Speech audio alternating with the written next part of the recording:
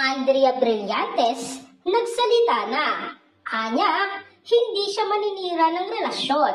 Usap-usapan ang pagbasag sa katahimikan ni kapamilya star Andrea Brillantes hinggil sa chismis na kumakalat patungkol sa kanila ng kapwa kapamilya star na si Daniel Padilla at sa real-life partner nito na outstanding Asian star Catherine Bernardo o mas sikat sa tawag na Katniel. Lalong lumakas ang espekulasyon na may hidwaan sa pagitan ni Catherine at Andrea nang mapabalitang in-unfollow ng una ang huli sa kanyang Instagram account.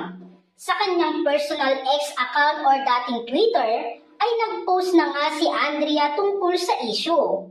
Anya nitong Sabado ng madaling araw, Nobyembre 18, anya, so rumors are flying around. But let me set the record straight. I've always said I won't play a part in breaking someone's relationship over baseless speculations. Sa panghuli, tila may patama ang kanyang hirit sa kanyang past relationship na muli ay hindi tinukoy kung sino.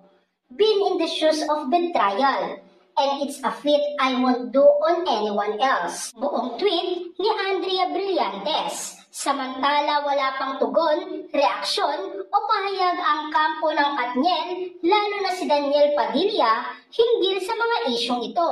Sa pinakabagong episode ng OG Diaz Showbiz Update ngayong Nobyembre 12, muling nagbigay pahayag si OG Diaz patungkol sa umano'y issue ni na Andrea Brillantes, Daniel Padilla at Catherine Bernardo. Inulan nga siya ng batikos na humantong pa sa puntong inakusahan si OG na nagpapakalap umano ng fake news. Anya, wala naman kami ritong binalita tapos kinonfirm namin ang isang balita, tapos mali pala. May kinonfirm ba kaming balita rito, tapos pinanindigan naming tama ang balita, pero fake news pala? Paglilinaw ni OG. Muli rin siyang humingi ng dispensa sa mga taong maaaring nasaktan nila sa pagbabahagi ng nasabing bali-balita.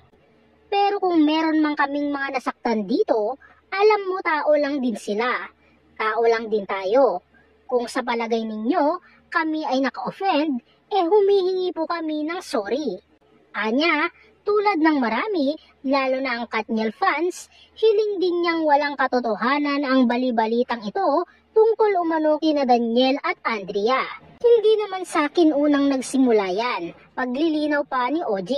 Tayo dito ay tulad ng hiling ng mga Katniel, at tulad din ng mga hiling namin sa mga nakaraan na episode ay sana hindi totoo yung mga naglalabasan. Hindi sa akin nagsimula ito, gusto ko lang linawin, dagdag pa niya.